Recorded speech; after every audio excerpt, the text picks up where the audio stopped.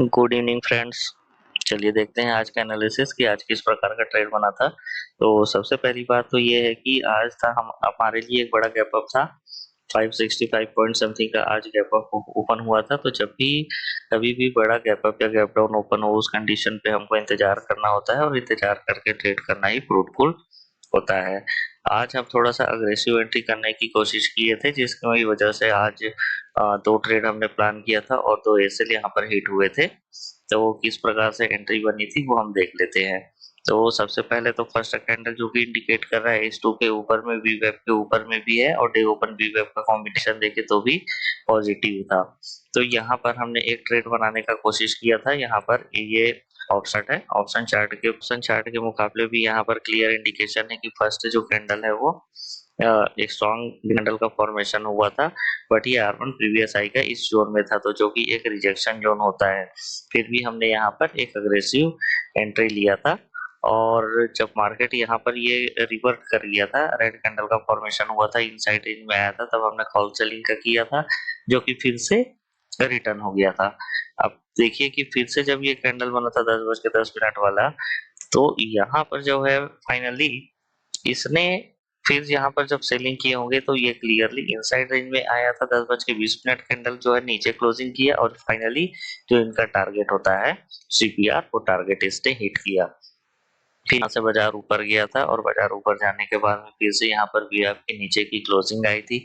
R1 previous I इस zone का rejection आया था और फिर से पावर सेलिंग में हमको यहाँ पर मुनाफा यहाँ पर दिया हुआ है। सेम चीज को हम इंडेक्स में देखा क्या दिखाई देता है। यहाँ पर ट्रैप जरूर हुए थे लेकिन हमने ये बताया था कि इस रेंज को आप मार्क करिए, हाई और लो सही, और आज का डे लो था ये आप मार्क करिए। और मैंने बोला था कि अगर ब्रेकआउट आता है किसी भी साइड में तो हमको डायरेक्ट एंट्री नहीं लेना है, हमको इंतजार करना है एक पुल बैक का।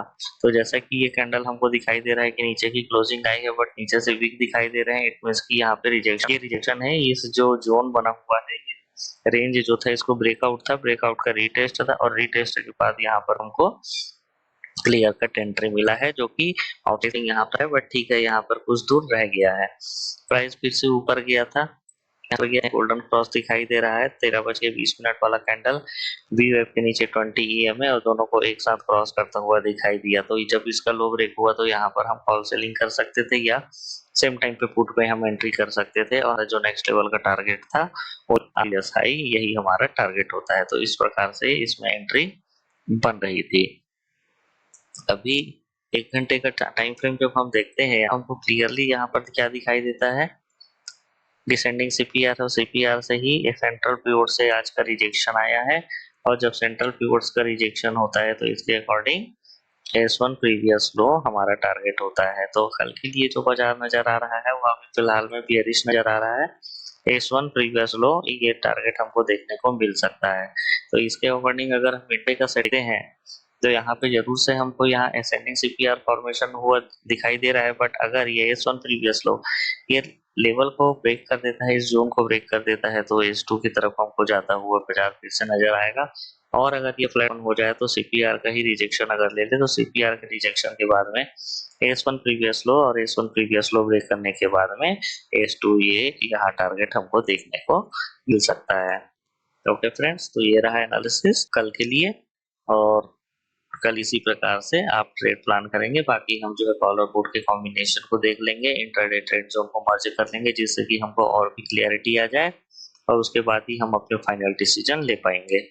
Okay friends, thanks to all of you.